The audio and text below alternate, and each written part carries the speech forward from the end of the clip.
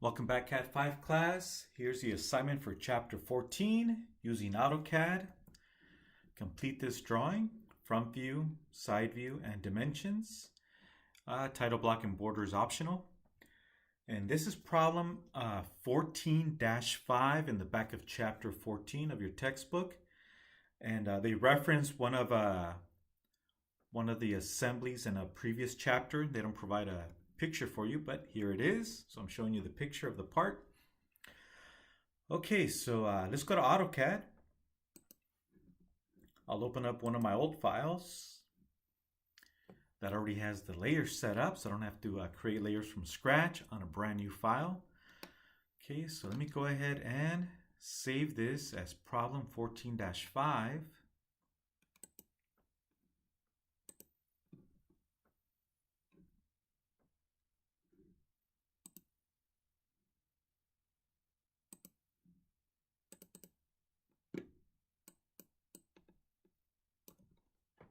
Okay, so problem 14-5, and I'll use my initials. And look up here at the top and you'll see that it'll change from the old file name to the new one, problem 14-5 with my initials. All right, so I'm gonna go ahead and delete all these items here. Let me turn on the construction layer so I can also delete the geometry in that layer.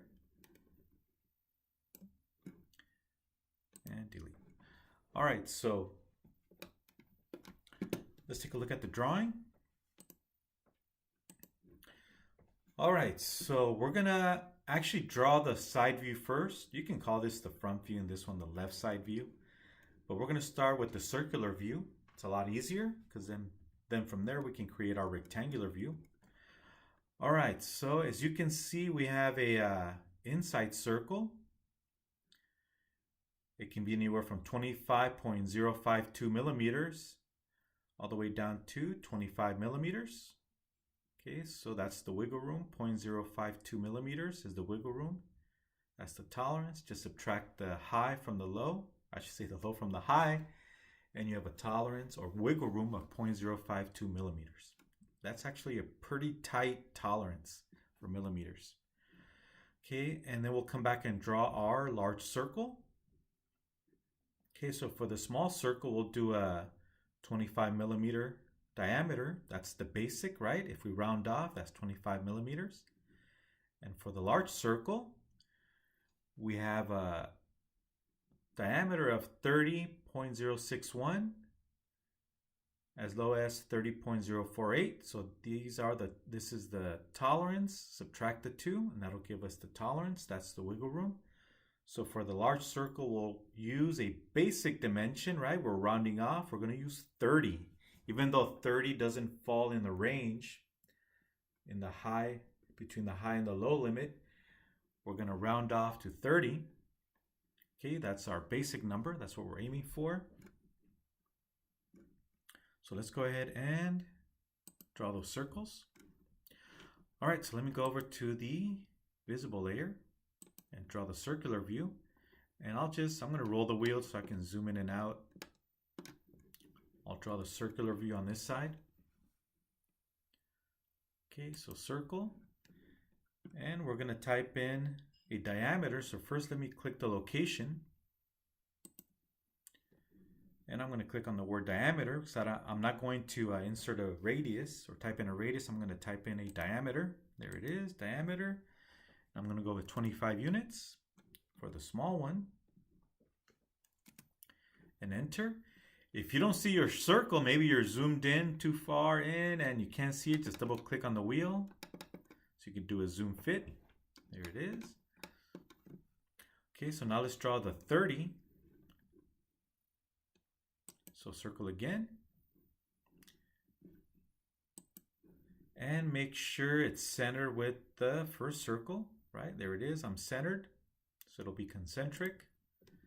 And we're going to click on the word diameter again. And I'm going to type in 30 units, in this case 30 millimeters.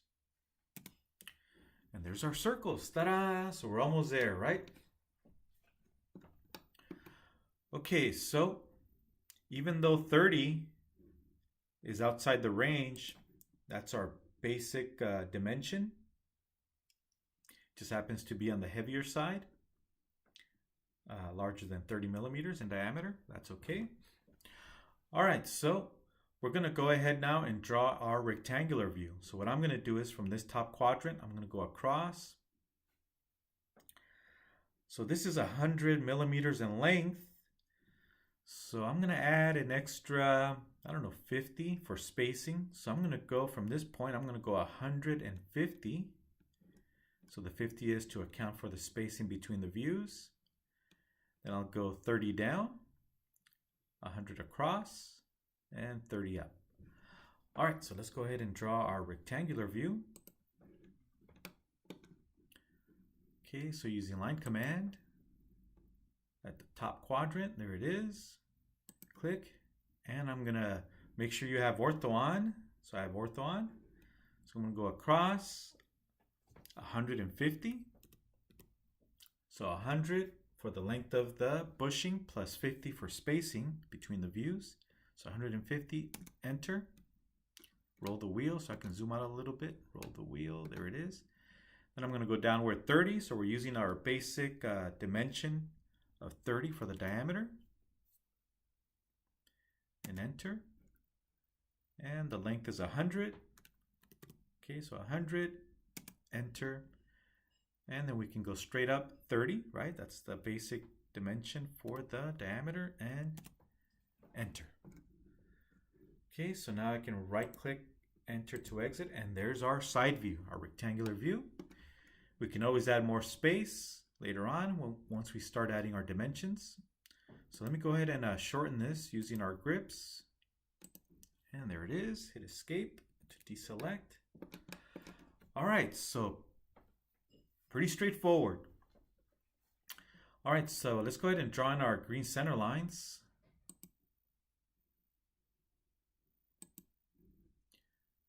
All right, if you want to use the center mark, I'll go to annotate. I'll use the center mark icon, click. Oh, gotta make sure I'm in the correct layer. I think I am in the center. We'll find out in a minute. Yep, we are in the green center layer. Okay, and hit escape to deselect. Let's go ahead and extend this.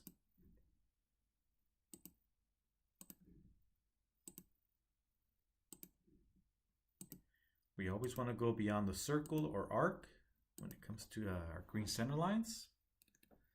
Okay, there it is. Okay, we also need a center line for our rectangular view. We have the option of using center line. So to find the line right in between our two horizontal lines. So let's go ahead and play with center line. Click. So I'm going to select this horizontal line and the lower horizontal line, and it'll add my center line right in the middle, right? Okay, let me hit escape to exit the command, and I'll use the grips to extend. And hit escape. All right, so some of you are saying, hey, I don't see the center line marks. We'll worry about those. We'll worry about the gaps. LTS, line type scale at the very end. Okay, let's throw in our red hidden lines. So let's go back to the Home tab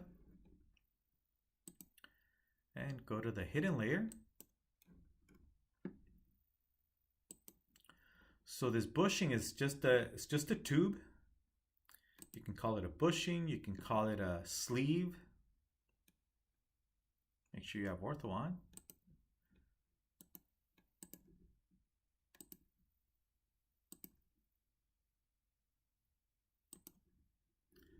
Okay, let's draw the next one. From the quadrant, lower quadrant of the smaller circle. So we're basically just drawing a tube. That's what we're doing.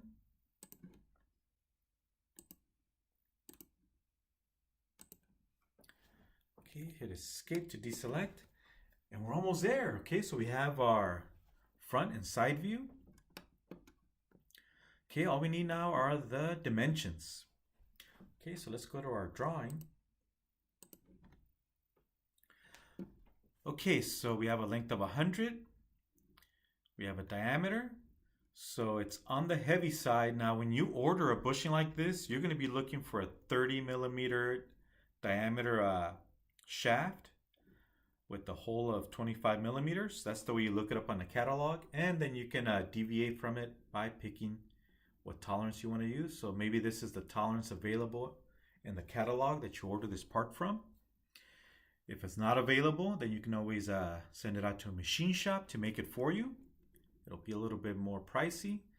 If you can order it from a catalog, it'll be cheaper, maybe 5 times cheaper ordering it from a catalog. So this is a brass bushing, okay, that goes inside of a hole. And that's so it doesn't wear down the hole on the actual part. It's better to wear down a brass bushing or bronze bushing.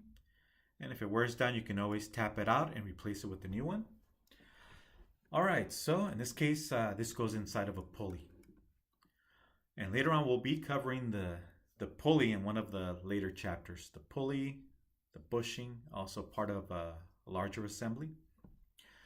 All right, so we do have a tolerance on these two dimensions. Some of you are wondering, hey, what's the tolerance on this one? So the tolerance on this one is not a big deal. It can actually be a little bit slightly larger or smaller. These tolerances for the diameters are very tight because something is going to slide inside the hole, right? A shaft. And for the sleeve or bushing, this has to slide inside of a pulley. The pulley has a hole diameter that's just slightly smaller than the size of our diameter for our bushing, which is slightly over 30 millimeters. So friction is to hold it in place. So you are to tap this in inside of a pulley, and it has a hole right in the center, just slightly smaller than the diameter of our bushing. Okay, so where's the tolerance for the 100? So if there is no tolerance, you have to look in the title block. Okay, so we'll talk more about this later on when we do a complete set of drawings. But just to give you a preview, so anytime you don't see the tolerance and the dimension, you look in the title block. Okay, so this is inches. Our assignment is in millimeters. But if it was inches, right, you would count the number of decimal places. If your dimension has 1 decimal place, then this is your tolerance, plus or minus 0.030 thousandths. So this is tenths, hundredths, thousandths, right? So you start at the decimal. First digit is tenths, second digit hundredths, third digit thousandths, and so on. Okay, and 30 thousandths, that's slightly thicker than a credit card. Okay, if you have 2 decimal places, then you use this tolerance, plus or minus 0.010. Okay, that's 10 thousandths. If it's 3 decimal places, 0.xxx, plus or minus 0.002 thousandths. That's about half the thickness of a human hair. Okay, a human hair is around 4 thou or 5 thousandths. So 2 thousandths, that's a pretty tight tolerance. And this is just an example, but also to show you other examples of tolerance. So here they use something slightly different. Okay, so once again, this is for inches. We're using millimeters on our assignment. So depending on who you work for, where you work, what company, they may use a different tolerance system. Okay, so fortunately I don't have one as an example for millimeters. So this is 100 millimeters. Notice there's no decimal places. So we would look in the title block if we had one and see what tolerance we would apply to this dimension. All right, so we're just going to leave out the tolerance on this one. All right, so let's go ahead and add dimensions. Okay, so I'm going to go to my dimensions layer. All right, so let's throw in the diameter for the small circle. So if it's circular, we go with diameter. If it's an arc, we go with radius. Okay, so diameter. Let's pick the small circle. Notice our dimension is very small in size as far as the text and the arrowhead. We'll come back and fix that later. So let's go ahead and just add the dimension. I'm going to zoom in. There's the dimension. I'm rolling the wheel to zoom in. Obviously it's way too small for this drawing, and it's because it's in millimeters. So when you go work for a company, they should have a drawing template, one for millimeters and one for inches. So that way you don't have to go in and adjust the text height, which we will do in a few minutes. All right, so now let's throw in the diameter for the large hole, or I should say the large circle. So if it's a hole, the little circle is a hole, then we dimension the circle. If the circle represents a solid, then we dimension the rectangular view. So the 30 millimeter diameter will go on the rectangular view. Again, because the circle represents a solid, we have to dimension the rectangular view. If the circle represents a hole, like the 25 millimeter, then we dimension the circle. All right, so let's go ahead and add that dimension. Okay, so we'll go with a linear dimension.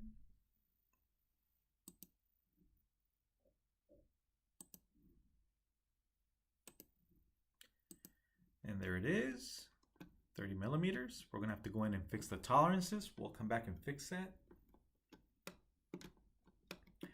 And we need an overall dimension.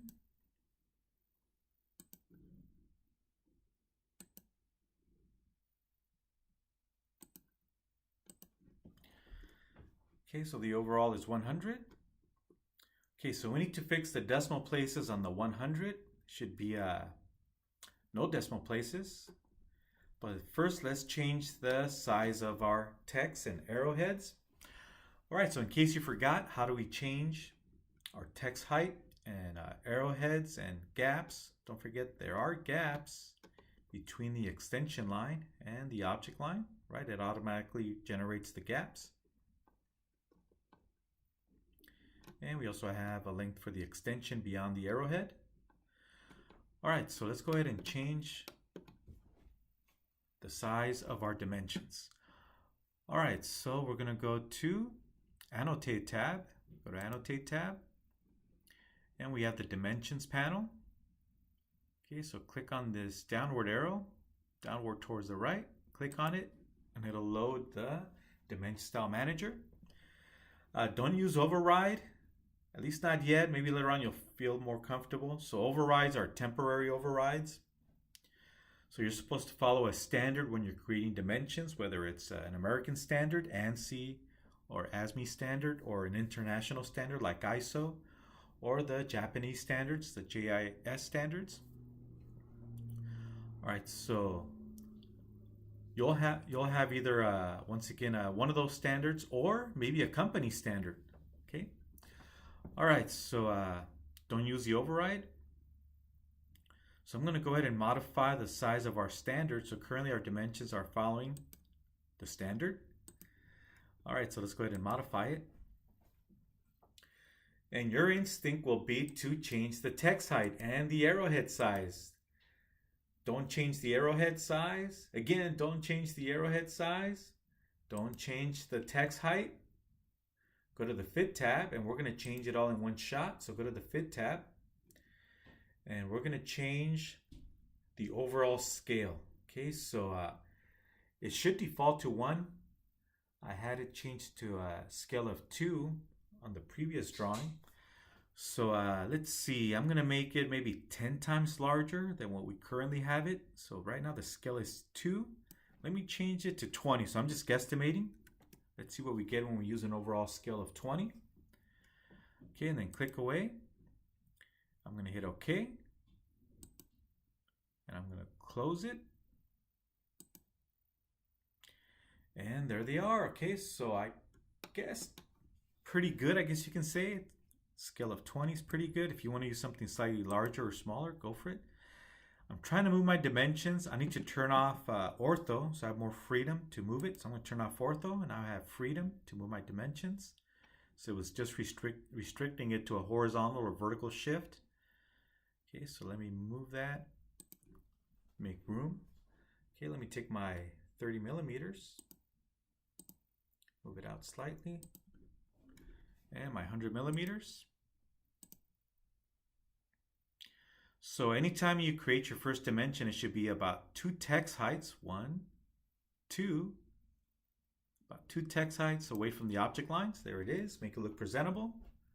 Okay, let me hit escape to deselect. Now my views are currently a little too tight together, so let me window select the left or the front view. I'm going to just move it over a little bit to the left. Let me turn on ortho. That way I just slide it horizontally. Let me go to the home tab and use the move command. Just going to move it over slightly, grab any point, just slide it over. Oh. Let me hit undo, Control Z, undo. Let me try it again. It was snapping to something, so I'm going to have to turn off object snap. Let me first capture this again. Turn on ortho, I'll turn off object snap. Okay, and I'm going to use the move command, move, and I'll just grab it from anywhere, it doesn't matter. Slide it over. Notice it's not snapping to anything anymore because I turned off object snap. Okay, there it is. Okay, let me hit escape to deselect. And notice that by changing the fit scale, it changed everything. It changed the size of the arrowhead, size of the text, size of the gaps, and the length of the extension beyond the arrowhead. Did it all in one shot. All right, so we're almost there. Let's go ahead and change the 100 millimeter length to 0 decimal places to no decimal places. So let me go ahead and right click. So I'm going to first left mouse click, select. So first left mouse click, and then you right click. And I'm going to go to precision, and I'll drop it down to no decimal places. And there it is. All right, so now let's do the same thing with the other 2 dimensions, except the other 2 dimensions do have decimal places of 1, 2, 3, so 3 decimal places. Okay, so I'm going to pre-select them, left mouse click, click, and then you right click. And let's go to precision, let's go to 3 decimal places. There it is, 3 decimal places. All right, so we're not done yet. We need to add a tolerance. Oh, and by the way, I'm missing the diameter. I'm missing the diameter symbol. So this one, it automatically generated the diameter symbol. This one, I'm going to have to add it. So let's first add the diameter symbol, or else I'll forget later. Okay, so I'm going to just click on the dimension. Actually, I should double click. So the left button, double click. So we can override the text. We're actually not going to overwrite the text. We're just going to add to it. So make sure it's purple. If it goes blue, if I click inside and goes blue, that's warning me that it's going to override it, which I don't want to do. So let me use the left arrow on the keyboard to go left. There it is. It went back to purple. So we're not going to override the text. We're just going to add to the text. All right, so now let's add the diameter symbol. And there it is, okay? And then just click away to exit the text box. Just click away anywhere outside the text box. And there we have it. Okay, so let me go ahead and move it over a little bit, slightly to the right. Whoop, misclick, hit escape, hit escape. Just trying to use the grips to move it slightly to the right. There it is. Okay, so now we need to add our tolerance. Let's do the 25 first. That's the easy one.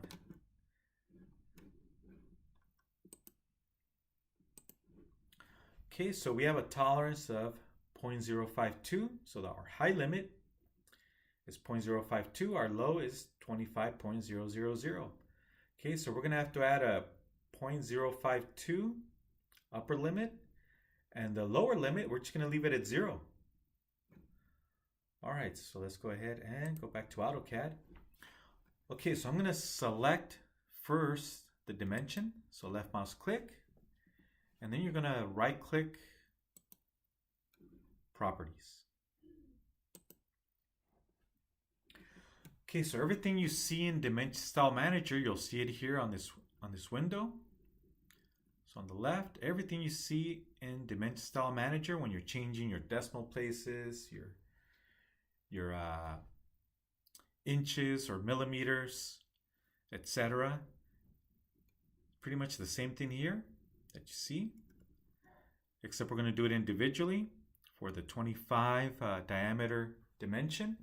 Okay, so we're going to go down. So I'm just going to slide this bar so I can go downward. Slide the bar on the left. And I'm going to go all the way down to tolerances. Okay, so we're going to add a tolerance. And just like in the lecture, we talked about tolerance.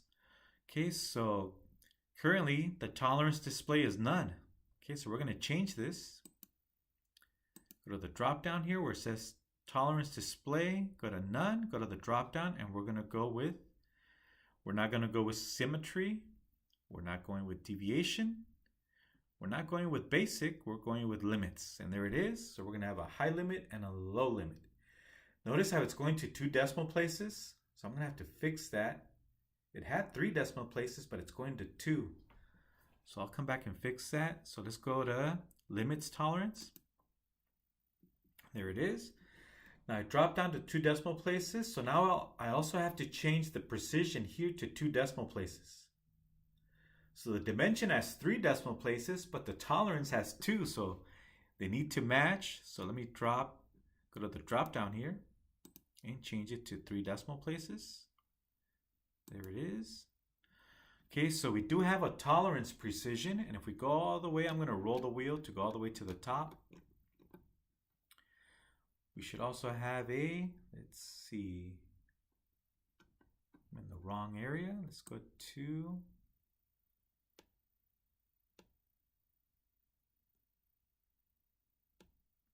there it is, primary units.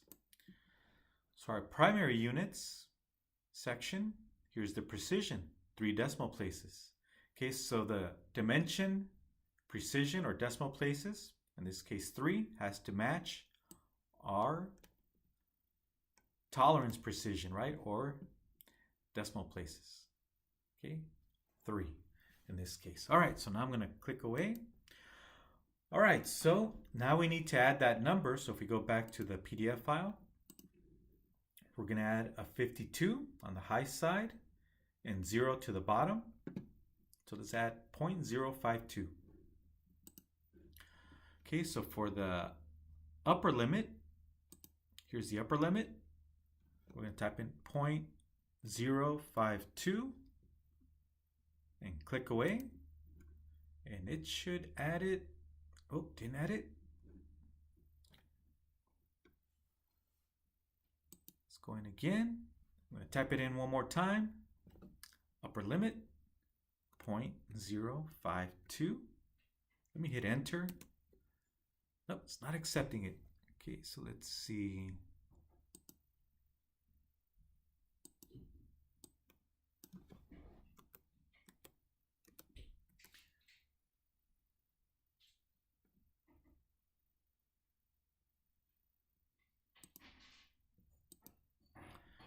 There it is. I don't know why it finally showed up. All right, I clicked on the calculator and it seems to have been able to add it. So there it is. There's my tolerance of 0.052. Okay, so we're going beyond the 25 millimeters by 0.0520. So we don't type in the 25. 25 is our basic.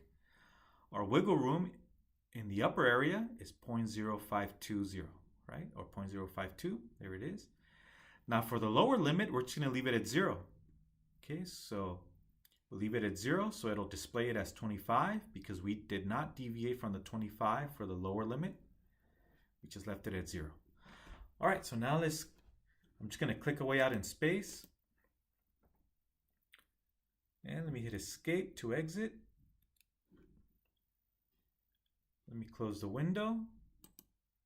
And there it is. There's our 25.052 for our upper limit and 25.000 for our lower. Okay, so that was pretty easy. The one that's going to be tough is the 30. Okay, so let's go to the 30.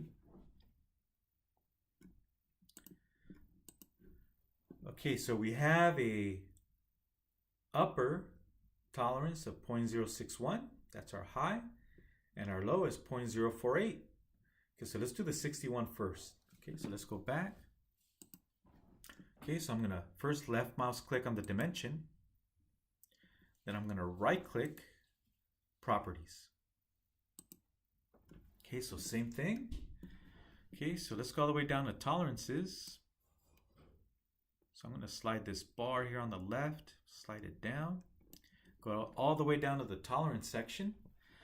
All right, so we're going to do a tolerance display of, once again, limits. Okay, go to limits. Okay, so for the upper, we're going to use 0.061.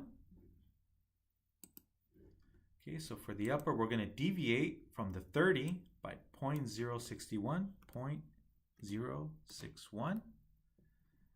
Let me click on the calculator. Notice it's only displaying 2 decimal places, so I need to fix the precision. So the tolerance precision is at 2. Let me change that to 3. So tolerance precision should match the dimension precision of 3. There it is. Now we can see the 0.61. Okay, there it is. Okay, now the lower. The lower is going to be a little bit tough. Okay, the lower, let's check it out, is 0.048. So that's how much we're deviating from our basic of 30. So 0.048.